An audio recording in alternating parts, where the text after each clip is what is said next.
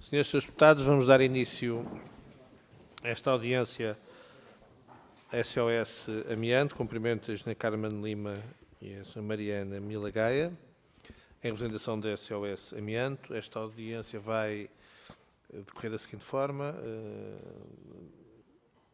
A entidade terá até 10 minutos para fazer a apresentação inicial, depois haverá a ronda de intervenção por parte dos grupos parlamentares e depois uma resposta até 8 minutos. Portanto, vamos desde já dar início, dando a palavra à engenheira Carmen Lima, para repartir-se assim houver esse entendimento, e não sem cumprimentar e agradecer-lhe o facto de querer vir falar esta comissão sobre uma matéria que nos preocupa e que teremos naturalmente toda a atenção para a poder ouvir. Muito obrigado. Cumprimento o Sr. Presidente da Comissão de Ambiente e Energia, cumprimento também as senhoras e senhores deputados, membros desta Comissão. Agradeço a nos terem recebido e, não perdendo mais tempo, vou passar já para a nossa apresentação. E eu sei que na vossa cabeça eu estou a falar de amianto e vocês estão a pensar nisto. Coberturas de fibrocimento em escolas. Mas eu não vos vou falar em nada disto. Porque isto foi aquilo que se tentou convencer os portugueses de que o amianto era isto. E estava simplesmente limitado a coberturas nas escolas e, portanto, retirando as coberturas, o problema estava resolvido. O problema aqui com o comando é que não está resolvido. Já está. E, portanto, o que é o amianto? O amianto é uma rocha, é um mineral que é extraído de uma pedreira que tinha excelentes capacidades e características. Tinha uma capacidade, se vocês verem com atenção na fotografia, esta pedra é um material fibroso e, portanto, tem a capacidade de ser trabalhado quer para materiais da construção, como foi o fibrocimento, quer para têxtil, como foi, por exemplo, aquelas forras das tábuas de passar a ferro que as nossas avós usavam, ou as toalhas que nós temos lá por casa na gaveta que herdámos dos avós, e eu posso estar aqui a dizer mais uma série de materiais. Nós chamamos amianto, é um termo comercial, as fibras, cada tipologia de fibra tem um nome próprio. Nós comercialmente usamos 6 tipos de fibras, mas em Portugal nós só incorporamos 3 tipos de fibras diferentes. Portanto, nós, os peritos, não chamamos amianto, chamamos crisótil, amosite, corcidolite. Portanto, aquilo que se passa para fora é amianto, que é um termo, digamos, universal.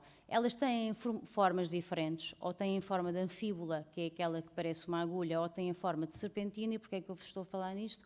Porque inicialmente considerou-se que só as anfíbolas é que eram perigosas e que as serpentinas não faziam mal nenhum. E por isso é que há muita gente que ainda continua a dizer que há o amianto perigoso e o amianto não perigoso, e por isso é que houve fases na proibição do amianto, principalmente na Europa, exatamente por estas crenças do passado. Em Portugal, nós usamos crisótilo muito nas coberturas, amosite muito nas condutas de abastecimento de água, crocidolite muito em paredes, isto aqui é do paquete funchal, portanto, em paredes corta-fogo. Realmente este comando é um desafio. Mas usamos também em muitos outros materiais, tudo o que tem a ver com armazenamento de água, desde os autocolismos, depósitos de água. Usamos em pavimentos, pavimentos de alcatifa, pavimentos em vinil, usamos em tetos falsos. Este teto tipo Armstrong, vocês encontram, é só começarem a olhar para os tetos dos edifícios, dos centros de saúde, das universidades, museus. Portanto, é uma questão de irem começando a estar mais atentos e tirarem o foco das coberturas das escolas. Usamos também em cordão. Este cordão existe em tudo o que é fornos industriais. Por exemplo, nós agora estamos a desativar centrais termoelétricas, estamos a tirar o cordão de amianto que as centrais termoelétricas tinham nos seus fornos. Usamos no revestimento de condutas, principalmente condutas de sistemas de aquecimento de edifícios, como por exemplo hospitais, como por exemplo grandes edifícios em que elas se mantêm lá. Usamos projetado diretamente em parede, que foi o caso do Teatro Dona Maria II, a obra que está a decorrer atualmente, também teve uma fase de desamiantagem, que foi a retirada do amianto que estava projetado na parede do teatro. E aqui também vocês podem ver os trabalhadores de uma de uma ruptura de uma conduta de abastecimento de água a fazerem uma manutenção e, portanto, com aquele fato, vocês veem que eles estão a fazer uma manutenção numa conduta com fibrocimento.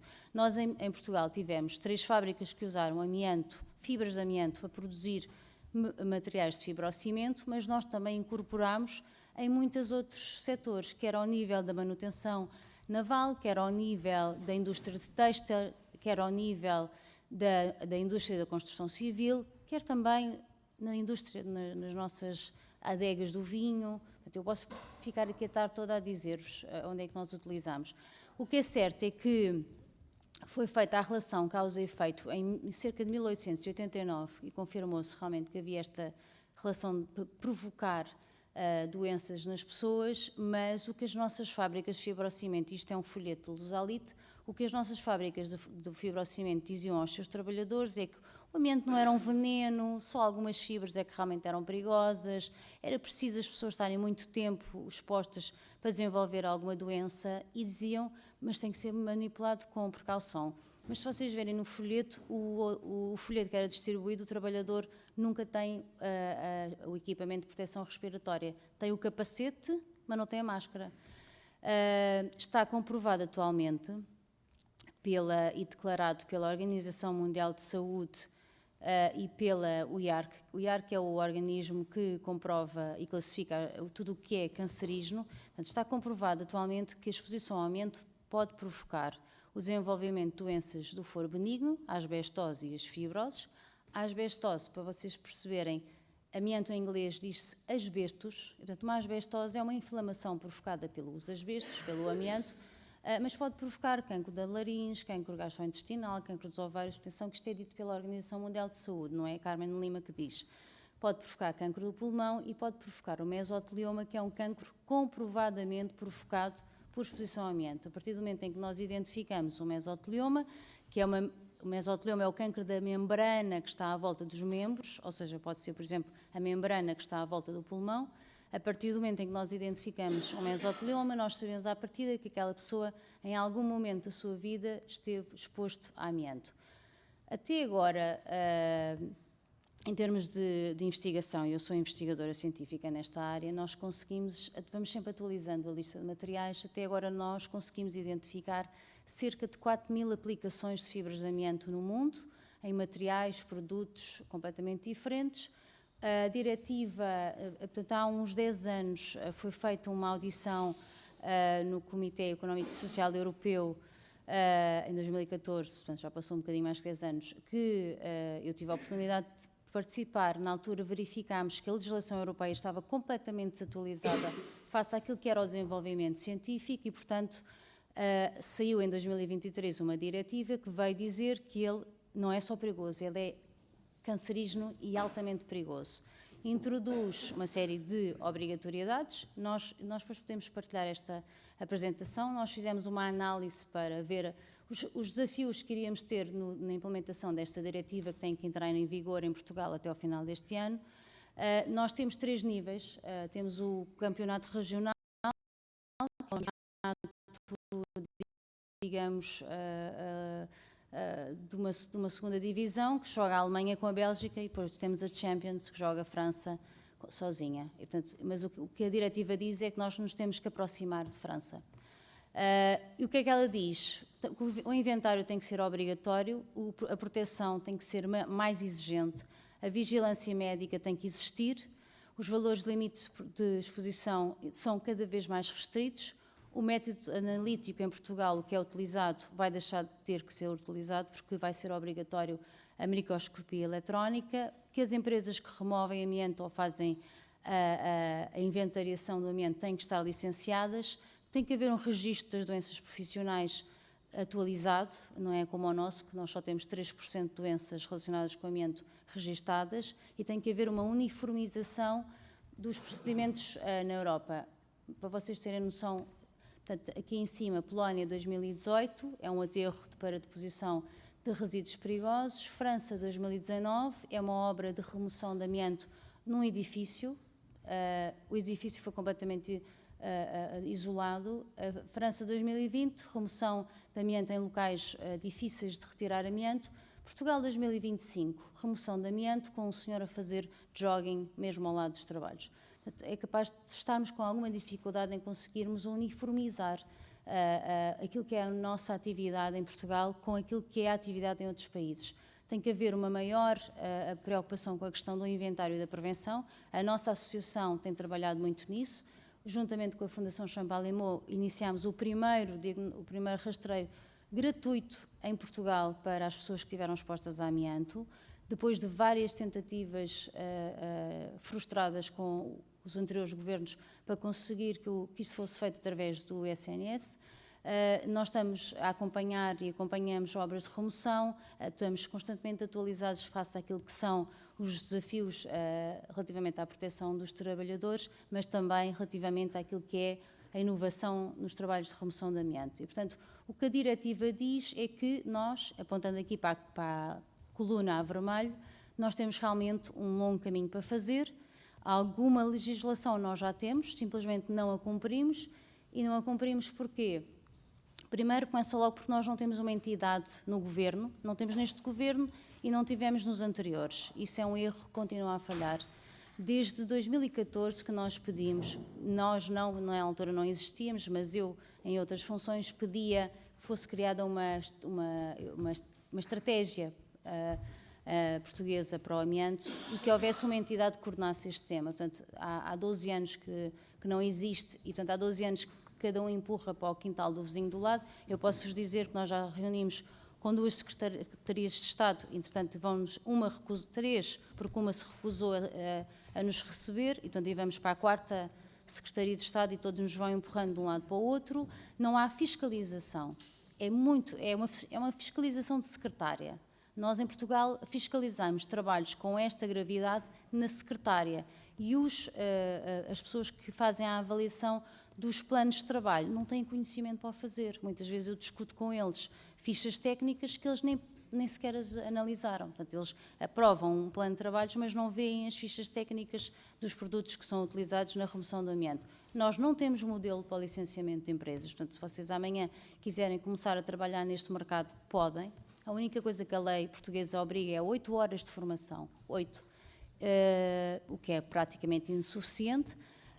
Nós não temos as pessoas que trabalharam nas fábricas que encerraram, portanto, nas fábricas, pelo menos do fibrocimento ou na indústria naval, não ficaram a ser seguidas em termos de vigilância médica, embora seja obrigatório por lei, e é preciso realmente fazer mais formação às pessoas, porque o amianto ele vai continuar aí, nas carruagens de comboio, nos navios, nos edifícios, nos passivos ambientais, nas condutas de abastecimento de água.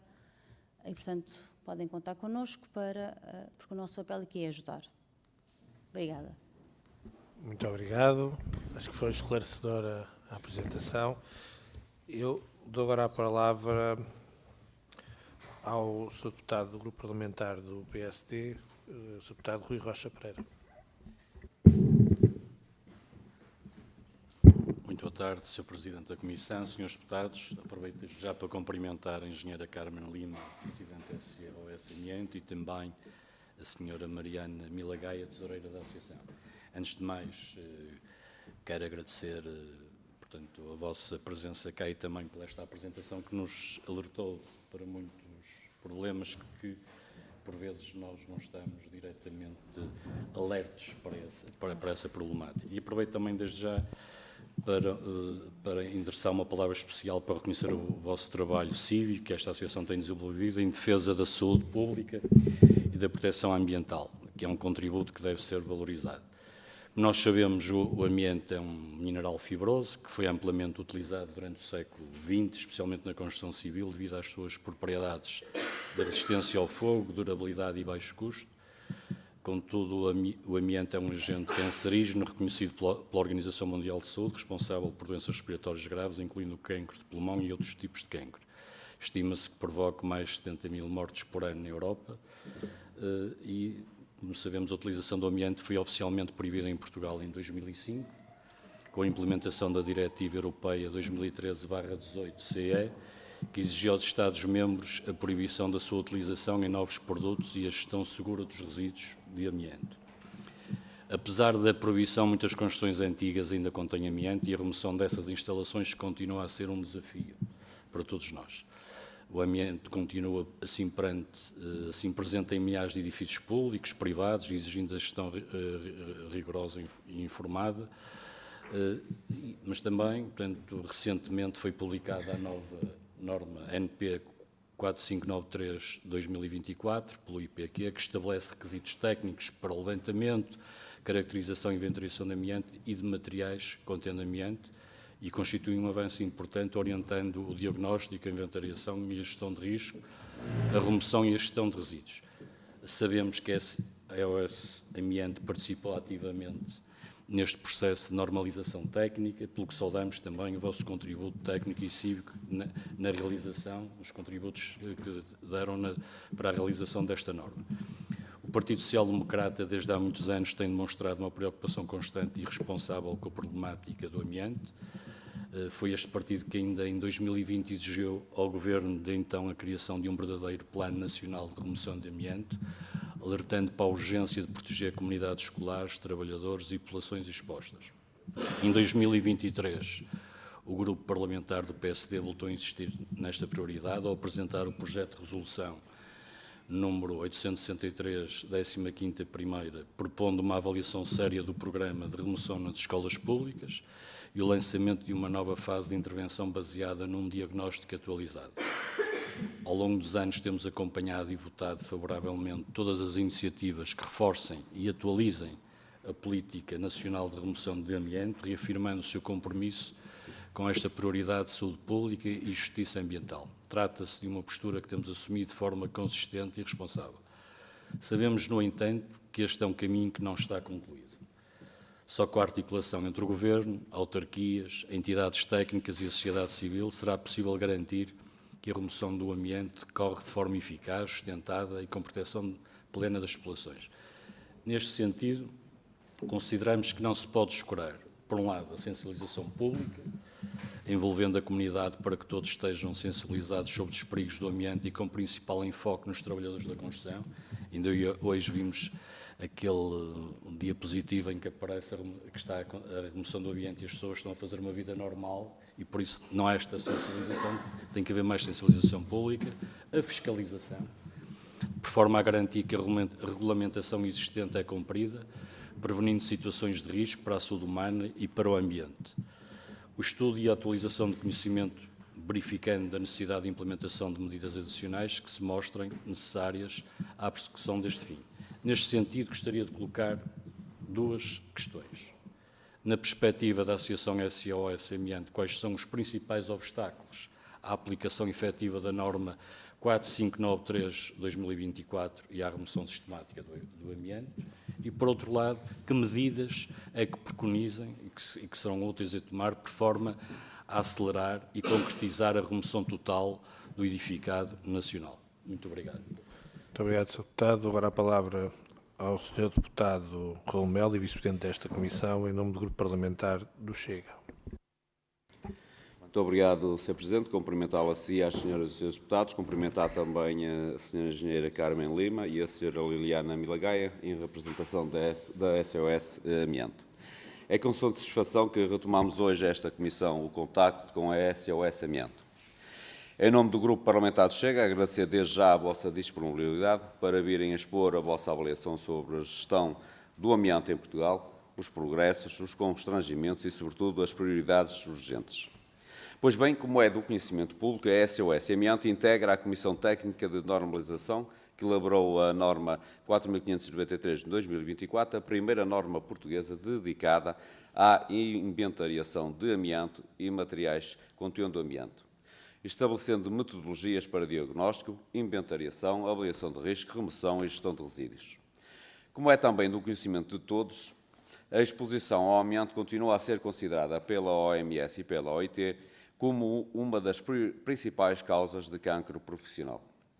Perante este quadro, e considerando que Portugal conta com um património de edifícios públicos e privados antigos, muitos dos quais construídos numa época em que o uso do amianto era massivo, interessa à Comissão conhecer a vossa leitura atual do estado do país. como tal, coloco-lhes algumas questões. Sobre a implementação da norma, esta encontra-se já implementada de forma generalizada? Em concreto, há um mapeamento nacional de imóveis públicos e privados, onde foi feita a inventariação obrigatória de materiais contendo amianto? Que percentagem estimam estar já coberta por esse inventário? E, inversamente, qual a dimensão do universo de imóveis que ainda carece de diagnosticar a presença de amianto?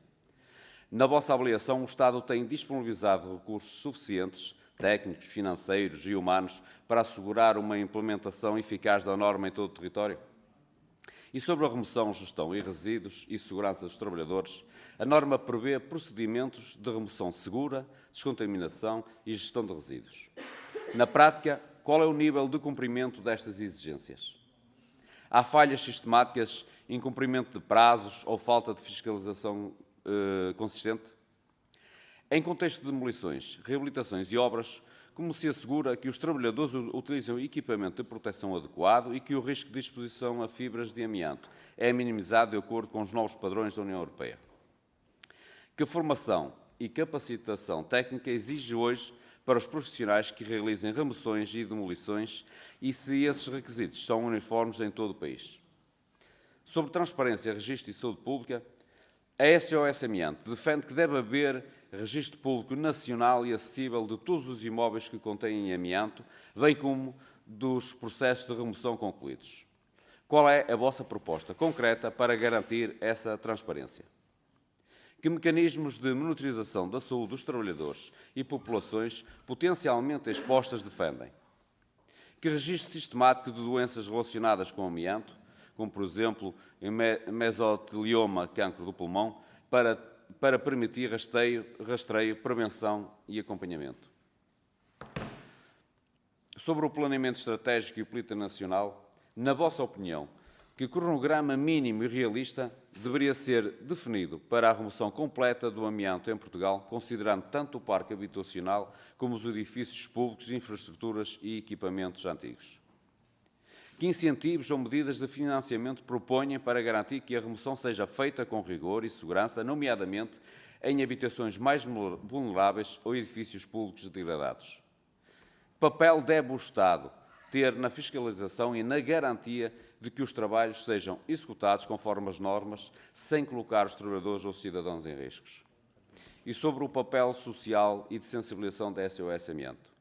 Considerando a vossa missão de sensibilização e prevenção, que lacunas identificam atualmente na comunicação pública, na educação sobre o risco do amianto, especialmente nas escolas, habitação antiga e espaços públicos? Como podem os deputados e o Estado apoiar de uma forma mais eficaz o vosso trabalho de divulgação e garantia da segurança para os cidadãos e trabalhadores? Termino afirmando que esta Comissão ouvir hoje a SOS Amianto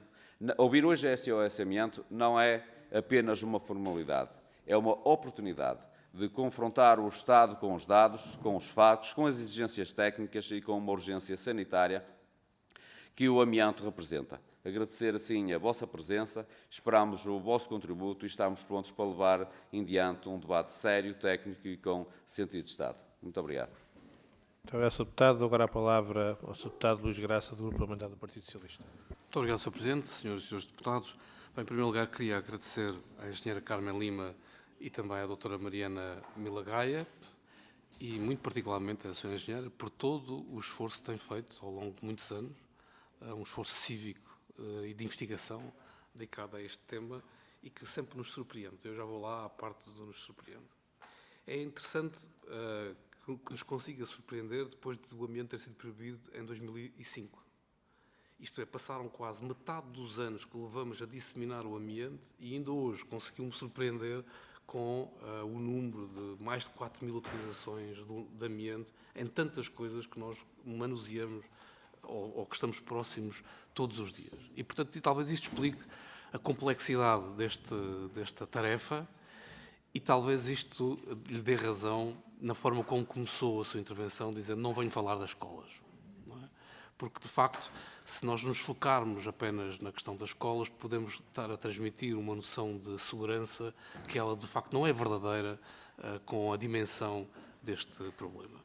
Eu vou fazer mais uma pergunta das escolas, que é saber se de facto a lista de escolas que foi publicada para retirar o amianto e se as verbas que foram alocadas no âmbito do PRR para conseguirmos essa tarefa foram utilizadas e se conseguimos pelo menos retirar o amianto desse ambiente. Ainda que a complexidade do desafio esteja muito para lá do recinto escolar, como foi absolutamente claro na intervenção, na exposição que fez aqui, que eu quero de novo agradecer muito. Eu queria colocar 2 ou 3 questões, não vou repetir aquilo que disse. A primeira questão é a norma que vamos transpor até o final do ano, enfim, se calhar já não até o final do ano, define uma obrigação de fazer uma inventarização de todo os espaços, digamos assim, onde pode haver amianto. E isso é muito importante, porque só a partir daí se pode, deduzo eu, priorizar as intervenções. Há um prazo para essa lista estar feita? Tecnicamente, há um prazo para essa lista estar feita e haver não só uma inventarização do país, como também uma priorização das intervenções? Na sua opinião, deve haver um prazo?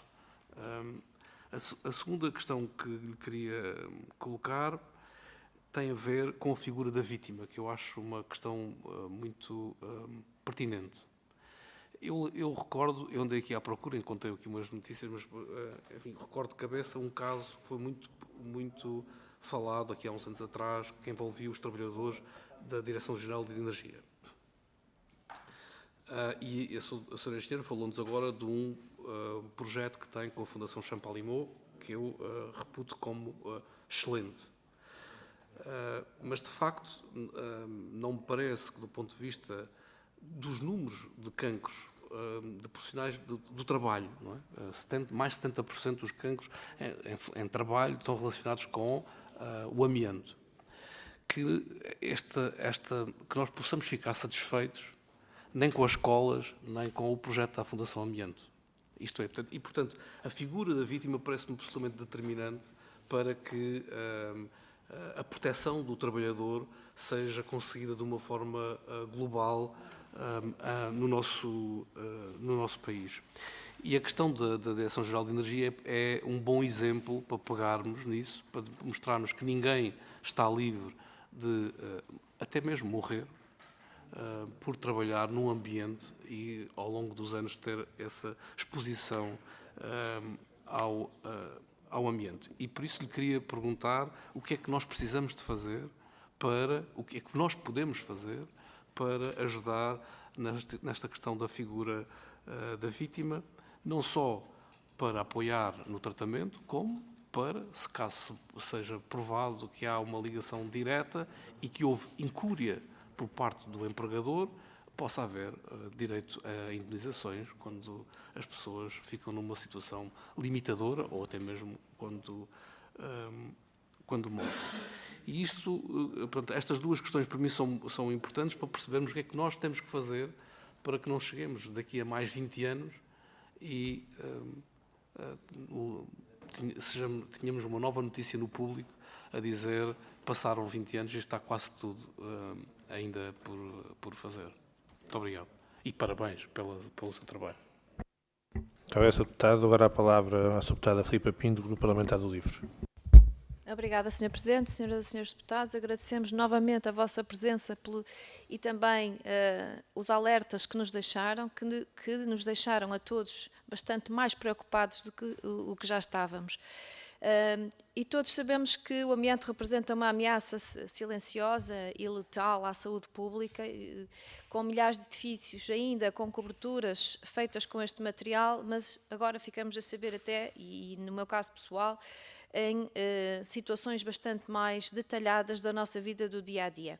A remoção do amianto dos edifícios é uma prioridade absoluta e é urgente, no nosso entender, acelerar a identificação, o mapeamento e definição de prioridades para a sua remoção e para e garantir o acompanhamento médico das pessoas expostas e sensibilizar também para o rastreio atempado. Sabemos que é preciso acelerar o processo de retirada de amianto, por isso o LIVRE já deu entrada aqui na Assembleia da República de uma resolução para a adoção de uma estratégia de remoção de todo o amianto nas escolas e a reavaliação das escolas já intervencionadas, mas essa resolução acabou rejeitada na altura. Além disso, este ano, durante o processo orçamental, também propusemos uma alteração ao Orçamento do Estado para a criação do Programa de Remoção de Amianto em Imóveis para 4 milhões de euros, que acabou rejeitada por todos os partidos da direita. Passaram 20 anos desde a proibição do amianto a nível europeu e sabemos que Portugal continua sem saber ao certo quantos edifícios contêm amianto, quais são as prioridades de remoção e continuamos sem acompanhar as pessoas que foram expostas a este material. E eu pergunto-vos, Sra. Engenheira, que avanços consideram que foram feitos nestas 2 décadas, se houve alguns? Podem dar-nos alguns dados sobre em que ponto está o registro? E, por exemplo, sobre os casos de cancro do pulmão especificamente causado pelo amianto, registados anualmente? Tem ideia de qual será a variação do risco de exposição a amianto quando for transposta a Diretiva Europeia de 22 de novembro de 2023 para a legislação nacional, dado que a medição e a classificação do risco fica ainda mais exigente? Considerando a prevalência de edifícios particulares em Portugal e que a remoção do amianto implica custos elevados e riscos técnicos significativos, que opinião têm sobre a criação de um esquema de incentivos financeiros ou fiscais dirigidos a privados, como já foi proposto pelo LIVRE e que foi chumbado na Assembleia da República? Pelo menos desde o Orçamento do Estado para 2016, que em todos os orçamentos do Estado há uma referência ao Programa Nacional de Remoção de Amianto e essa referência tem-se tornado mais específica de orçamento para orçamento. Conseguem dar-nos uma estimativa de quanto dinheiro tem sido gasto anualmente para este programa e de quanto seria necessário investir para reabilitar a maior parte do edificado afetado? É que esse investimento pode ter sido insuficiente. Têm tido contacto com o Fundo de Reabilitação e Conservação Patrimonial, a entidade responsável por financiar as operações de remoção de amianto em imóveis do Estado? Sabemos que a remoção é um processo oneroso e, por exemplo, só para remover materiais com amianto em 10 edifícios dos hospitais de Coimbra gastaram-se 700 mil euros. Conseguimos, Sra. Engenheira, ter uma estimativa de quanto custaria remover de todos os hospitais do país, por exemplo? Tendo em conta que até 21 de dezembro Portugal tem de colocar em vigor as disposições legislativas, regulamentares e administrativas necessárias para dar cumprimento à Diretiva Europeia de 2023, em que ponto está essa implementação, se nos sabe dizer? Têm tido as vossas recomendações técnicas, têm sido consultadas pela APA ou pelo Ministério do Ambiente, se sabem se têm sido? E que medidas urgentes propõem para evitarmos sanções comunitárias? E, finalmente, já não tenho tempo para a última pergunta, mas já também alguém já falou dela. Obrigada, obrigada. A segunda. A que tem a ver com a prevalência dos edifícios particulares em Portugal. E, portanto, considerando essa prevalência de edifícios particulares, e que a remoção do amianto implica custos elevados para as pessoas e riscos técnicos significativos, qual é a vossa opinião sobre a criação de um esquema de incentivos financeiros ou fiscais dirigidos a privados, como foi proposto pelo LIVRE e que o Governo e os partidos de direita recusaram? Obrigada. Muito obrigado, Sra. Deputada. Dou agora a palavra à entidade SOS Amianto, à Engenheira Carmen Lima, para por até 8 minutos poder dar respostas convenientes. Muito obrigada a todos pelas perguntas que me foram endereçadas. Antes de responder, dar nota aqui de alguns dados importantes, que é o seguinte. Para já agradecer a vossa disponibilidade em nos ajudar, porque nós viemos aqui realmente primeiro assustar-vos, E, em segundo lugar, depois de vos ver com essa cara completamente assustada, apresentar a solução, que é o que eu tenho aqui na mão e que vos vou distribuir, que é aquilo que nós queremos que vocês nos ajudem, realmente, e que eu tenho certeza que vocês vão conseguir ajudar. Dizer que em 1924 foi assumido mundialmente que o amianto provoca a asbestose. Não há qualquer dúvida, relação direta. Não é como ao tabaco, aqui é relação direta. Relativamente ao cancro mesotelioma, foi definido em 1960 que havia esta relação causa e efeito. Portanto, agora é só fazerem as contas, quais foram os anos em que as fábricas estiveram a elaborar, e, portanto, se isto era informação mundial definida pelos órgãos de proteção do trabalho, é uma questão só de analisarem a responsabilidade das pessoas que tiveram a permitir que trabalhadores manuseassem amianto sem qualquer proteção. Relativamente às perguntas que eu vou tentar, portanto, começar aqui com a questão do PSD, obstáculos à implementação da norma. A norma que foi publicada, portanto, há 3 normas para publicação. A primeira é o do inventário, que já está publicada. Não é uma norma obrigatória, o que isso limita logo. Nós não podemos obrigar a que o inventário seja feito daquela forma, que são as melhores recomendações que devem ser usadas para fazer o inventário, e, portanto, ela é de caráter recomenda-se, exatamente. Portanto, não é obrigatória, mas a lei de Portugal, a legislação portuguesa obriga. A legislação portuguesa obriga ao inventário dos edifícios públicos e ao inventário dos edifícios privados que são usados como locais de trabalho. E, portanto, é uma questão de vocês transformarem, tem um prazo, não vou falar sobre o prazo, porque nós não devemos estipular prazos para o amianto, nós devemos estipular uma estratégia. O amianto tem que ser removido. A França está há 30 anos a remover amianto. Portanto, definir que vai ser 1 ano, 2, 3... E a França vai continuar a remover. A Holanda está há 20, portanto, não vamos estipular prazos. Portanto, o que é importante é que haja regulação. As empresas... portanto, haja regulação e fiscalização. Portanto, nós temos leis, elas têm que ser cumpridas. Se há uma obrigatoriedade de inventariar, elas têm que ser inventariadas. O ideal era que fossem feitas de acordo com aquilo que é definido por esta norma, portanto, esta norma deveria ser obrigatória. Vai ser publicada em breve a norma que define as regras ou as melhores técnicas para a remoção do amianto e, portanto, todos os trabalhos de remoção do amianto deverão ser também seguidos pela norma que vai ser publicada. E mais à frente também vai ser publicada uma norma que define o que é a formação que as pessoas que vão trabalhar com o amianto, quer que vão fazer o inventário, não é como foi feito o inventário. Vocês viram, eu fartei-me de falar aqui de materiais e posso continuar a falar, mas eu tenho um olho treinado, mas uma pessoa que tenha 8 horas de formação não tem um olho treinado para identificar amianto. E, portanto, às vezes eu estou a conversar com as pessoas e digo, então qual é o destino das telas asfálticas? E eles respondem-me, é o contentor do indiferenciado. Eu digo, mas as telas asfálticas podem ter amianto. E as pessoas de empresas que removem amianto respondem-me, podem, não sabia. Portanto, é normal, 8 horas não chega, é insuficiente. E, portanto, relativamente à questão dos principais obstáculos, ela não será obrigatória. Relativamente à remoção total do edificado, não estabelecia prazo.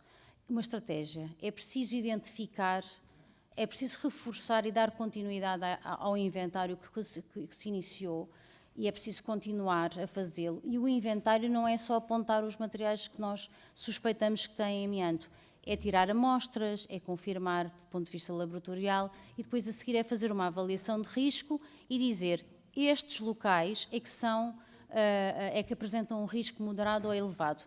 Moderado, a partir de 1 de janeiro de 2026, o risco que atualmente é classificado como moderado vai passar todo a ser classificado como elevado. E dizer-vos que aquilo que é a tendência europeia, eu tenho participado em fóruns, eu participei em praticamente todos os fóruns para a realização do Guia Europeu do Amianto e outros fóruns sobre o tema, e posso-vos dizer que o que se fala é que não é suficiente, que este valor limite de exposição que nós estamos a colocar como mais estrito deverá ser no futuro mais estrito ainda, e inclusive as fibras que nós contamos, por exemplo, quando nós estamos a fazer uma avaliação, nós só contamos as fibras numa determinada dimensão e aquilo que está a ser defendido e que entrará em vigor através de diretiva muito rapidamente, é que todas as fibras de amianto devam ser contadas. A partir do momento em que isso acontecer, nós vamos bater àquilo que é a definição da Organização Mundial de Saúde, que diz não há limite abaixo do qual se possa considerar que há segurança. E, portanto, não havendo essa garantia, tem que haver o princípio da precaução. Portanto, relativamente à pergunta do deputado do Chega, a implementação da norma, é importante que ela se torne obrigatória. Mapeamento e inventário. Está incompleto. O mapeamento e o inventário do edificado público, agora nem sei porque ele nem sequer está público, mas está incompleto. É um trabalho que deverá continuar. A percentagem coberta, portanto, não lhe consigo responder a esta pergunta, porque eu não sei, não há informação sobre onde é que se incorporou materiais com amianto e nem onde é que se incorpora, porque o amianto não foi proibido no mundo. O amianto foi proibido em 66 países. E a Europa está com as fronteiras abertas e entram muitos produtos que na sua composição dizem fibras minerais. Como é que vocês conseguem identificar que fibras minerais é amianto? Não conseguem. E, portanto, ele está a entrar. Portanto, não lhe consigo dizer qual é que é o nível de incorporação de amianto no passado, nem no presente. Relativamente a qual estimativa, também não lhe consigo responder a essa pergunta. Não existe dados sobre a incorporação do amianto nos edifícios. Existe dados no INE sobre a estatística da importação de amianto, mas não sobre a incorporação de amianto. O Estado não tem disponibilizado até agora os recursos que são suficientes para implementar uma estratégia adequada para este tema e, portanto, a questão do cumprimento da norma era transformá-la, volto a dizer, numa questão da obrigatoriedade. A fiscalização, vários de vós falaram, é a pedra filosofal deste tema. Para vocês perceberem, em países como, eu já nem vou dizer a França, que parece que estou aqui com uma agenda política de defesa. Eu vou falar na Alemanha. A Alemanha, quando inicia uma obra, a empresa tem que estar licenciada para fazer a remoção vamos falar numa remoção do amianto. A empresa tem que estar licenciada e o trabalho tem que ter um plano de trabalhos, tem que estar aprovado e a obra só inicia com o inspetor na obra, no primeiro dia, a perguntar como é que funcionam os equipamentos. Para vocês terem noção do número de horas de trabalho, se é suficiente ou não, eu fiz uma formação na Alemanha sobre como é que se funciona, como é que se trabalha com equipamentos de remoção de amianto e foram 3 dias de formação. 3 dias. Nós, em Portugal, damos 8 horas de formação e colocamos os trabalhadores a remover amianto lá fora.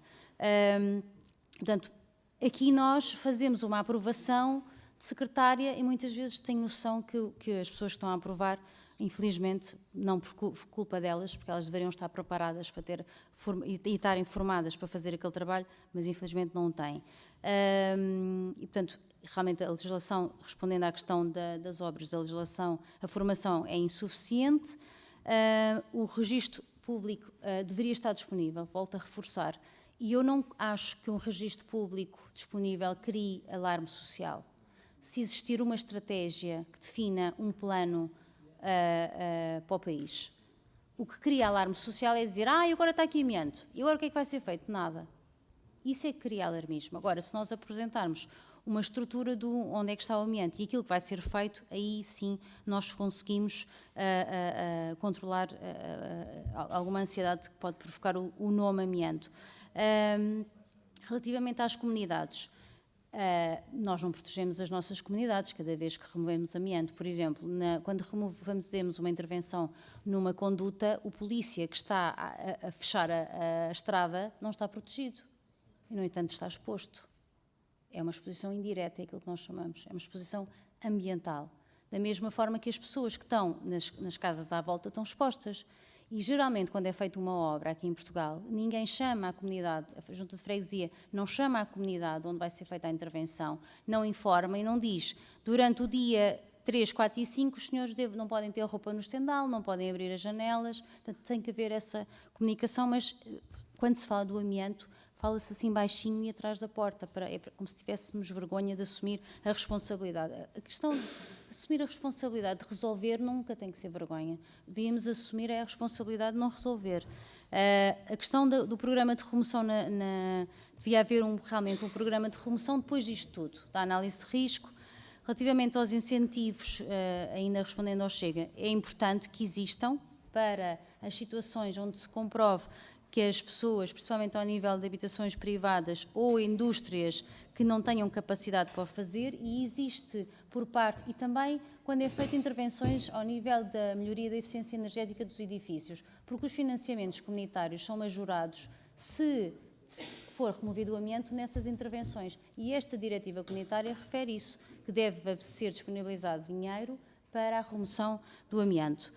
O papel do Estado. O papel do Estado é regular e acompanhar, mas nós não temos, continuamos a não ter, até um tema que está órfão, não tem nem pai nem tem mãe. Ninguém o quer agarrar, vai sempre sendo empurrado de Ministério para Ministério. Nós temos muita dificuldade em conseguir sensibilizar alguns grupos profissionais. Posso-vos dizer que mesmo na questão deste trabalho que nós estamos a fazer, há pessoas que têm medo de participar, porque ficam muito assustadas, e, portanto, mesmo sendo gratuito, não vão. E, portanto, como é que a Comissão pode, respondendo ainda à pergunta do Chega, eu tenho aqui as respostas. Agora, o Sr. Deputado Luís Graça, relativamente à lista das escolas, pergunta-me se retirou o amianto das escolas. Não lhe sei responder, não há inventário. Mas eu sei que há amianto nas escolas e não em coberturas. Inclusive porque tenho provas disso, tirei amostras e mandei analisar. E, portanto, não se pode fazer uma obra para remover amianto sem um inventário, por duas razões. Primeiro, porque não se sabe se aquilo que se está a intervencionar é realmente o prioritário. Segundo, porque é gastar de forma errada o erário público, porque uma intervenção para remover 2 tipos de materiais ou 3 tipos de materiais fica mais barato de nós estarmos constantemente a ir remover amianto a um local. Agora, o que também lhe sei dizer que é errado é remover amianto em escolas com escolas a funcionar. Que os alunos ali ao lado das fibras não sabem até onde podem ir, elas são indisciplinadas. Relativamente à diretiva que define a obrigatoriedade de inventário, define, mas a legislação portuguesa também já definia. Portanto, nós aí, desde 2002 que nós já temos, não, desde 2011 que nós já temos essa obrigatoriedade. Relativamente à vítima, agradeço-lhe imenso ter puxado este tema, é um tema que me preocupa bastante. Nós tratamos muito mal as pessoas que estiveram expostas a amianto. Posso lhe dizer que nós não sabemos, as pessoas que no passado estiveram expostas a amianto, as fábricas encerraram e as suas fichas de trabalhador não foram entregues ao Departamento da Segurança Social responsável pelas doenças profissionais, nem ao Centro de Saúde. E, portanto, estas pessoas estão entregues a si próprias. E as fábricas abriram insolvência. E, portanto, estas pessoas estão a desenvolver, atualmente, doenças relacionadas com amianto, sem que o Estado português assuma a sua responsabilidade de as proteger. E isto é uma coisa realmente que me perturba. Também me perturba as pessoas continuarem atualmente expostas e continuarem a não ser protegidas. Como há um desconhecimento sobre o que é o amianto, e, por exemplo, só para vocês perceberem, quando nós inalamos, não custa nada, não é? Uma pessoa que desenvolve um mesotelioma, cada vez que inala, o pulmão vai contra uma parede de pedra. E, portanto, imaginem a dor que sente. Agora, imaginem o processo que esta pessoa passa e o processo que a família passa. Depois disto, vocês acham que eu consigo convencer aquela família a ir notificar a doença à Segurança Social? A pessoa não quer ouvir falar mais no tema. E por isso é que nós temos em Portugal 3% das doenças relacionadas com a mente que são notificadas. Portanto, e nós depois aparece casos a dizer só temos 38 casos de mesotelioma. Temos mais, certamente temos mais, porque não são corretamente identificados. Muitos mesoteliomas são classificados como cancro de origem desconhecida. E, portanto, nós também falamos aqui das vítimas. As vítimas recebem em Portugal uma indemnização de cerca de 900 € por mês quando desenvolvem um mesotelioma. E, portanto, a pessoa, quando desenvolve um mesotelioma, é quando tem sintomas. Quando tem sintomas, é quando já tem só uma sobrevida de 6 meses. Quando entrega o processo ir e não vir, passam-se 2 meses. E, portanto, a pessoa recebe 3 meses de indemnização. É fazer as contas. É o valor que nós damos àquela vida. Portanto, nós aqui também apresentamos uma proposta diferente para isso. Relativamente ao LIVRE, 2 décadas de caracol. trabalho de caracol, foi o que nós fizemos. Nós começámos com muita força. Nós poderíamos ter PSD, saiu a diretiva para proibir o uso do amianto, propôs, não sei se o senhor sabia disso, um colega seu, que já faleceu, propôs que se antecipasse a proibição do amianto e nós, não, na altura, a Assembleia da República não aprovou e depois nós começámos a tentar fazer ao nosso ritmo, assim meio desengonçados, como fazemos, mas fomos fazendo. E a dada altura houve um histerismo, peço perdão pela palavra, mas foi mesmo isto que aconteceu, com as escolas e com as coberturas. E esqueceu-se tudo o resto, esqueceu-se das pessoas a adoecerem, do que era preciso seguir regras, que havia legislação já definida e, portanto, a dada altura fez-se isso, fechou-se, pronto, está resolvido o tema, não queremos mais falar sobre isso. Relativamente ao cancro do amião, a relação com o amianto, o cancro do pulmão e a relação com o amianto, há várias causas para o desenvolvimento de uma neoplasia do pulmão. Nós só conseguimos fazer uma relação causa e efeito entre a exposição ao amianto e um cancro do pulmão com uma biópsia. E nem todos os cancros do pulmão são sujeitos a biópsia. Portanto, não lhe consigo responder a essa pergunta. O risco de exposição vai aumentar. Vai aumentar e nós vamos passar a ter muitos espaços que vão estar acima do valor limite de exposição. E, portanto, provavelmente, alguns dos espaços que nós hoje, locais que nós hoje, por onde circulamos, vão passar a ter que estar interditos para a ocupação humana. Quanto dinheiro tem que ser gasto com amianto? Não consigo responder essa pergunta, mas consigo lhe dizer que o SNS gasta 260 mil euros para tratar o mesotelioma. E, portanto, todo o gasto que nós possamos fazer na prevenção e na proteção é bem entregue. Relativamente a haver um fundo para a remoção do amianto, é importante, sim, como já tinha respondido, quer para edifícios, nós temos muitos condomínios a perguntar-nos, de pessoas que realmente não têm essa capacidade financeira, como empresas, pequenas e médias empresas que também não têm essa capacidade financeira e do ponto de vista da União Europeia existe essa resposta, inclusive se apresentarmos soluções para tornar o edifício mais saudável e mais sustentável. Quanto custa remover em todos os hospitais, fazendo apenas uma correção, não foi removido o amianto no Hospital de Coimbra, foram removidas as coberturas em fibrocimento. Eu não sei se o Hospital de Coimbra está isento e livre de amianto. Eu não vi nenhum certificado de um perito com capacidade para poder dizer que o Hospital de Coimbra está livre de amianto. Eu não acredito. O que foi feito no Hospital de Coimbra foi remover as coberturas. E, portanto, quanto custa remover em todos os outros hospitais, é um trabalho, e num plano, só para vos dizer, no caso da Polónia, que tem uma estratégia para a remoção do amianto, não tem um timing para a remoção, mas posso-vos dizer que eles definiram setores por onde foi feita a remoção, os hospitais é o último local. Porque é difícil, tem que se segmentar cada local. O Ministério do Ambiente, nós reunimos com o Secretário de Estado do Ambiente, que nos recomendou que quem deveria acompanhar o trabalho do ambiente era o Secretário de Estado da Economia, portanto vamos reunir também com a Secretaria de Estado da Economia, aguardamos resposta sobre possíveis apoios para financiar ações de capacitação, que nós gostávamos de montar um centro de formação para todos os profissionais que poderão estar expostos a amianto, principalmente quem vai remover, mas também quem, sem saber, poderá estar exposto, por exemplo, os bombeiros, que acompanham um incêndio. Quando há um incêndio numa cobertura liberta fibras de amianto, estou mesmo a terminar, já estou a sentir a pressão, mas também quando há uma derrocada, quando há uma entrada num local onde o amianto já está degradado, portanto, bombeiros, polícias, forças militares, portanto, há muitas outras, gestores de resíduos, os operadores que fazem a recolha da higiene urbana, estão expostos ou podem estar expostos diariamente ao amianto. E, portanto, vamos disponibilizar este documento e pedir, por favor, que o acolham com todo o carinho e que o tentem pressionar para implementar. Muito obrigado, eu dei a tolerância devida, que eram 8 minutos, mas como vê foi pouco mais, mas era do interesse, naturalmente, dos deputados. Eu percebi que poderíamos dar essa tolerância por aquilo que nos estava a dizer e pela importância que tem. Damos por terminada esta audiência, agradecendo a vossa presença aqui. Muito obrigado.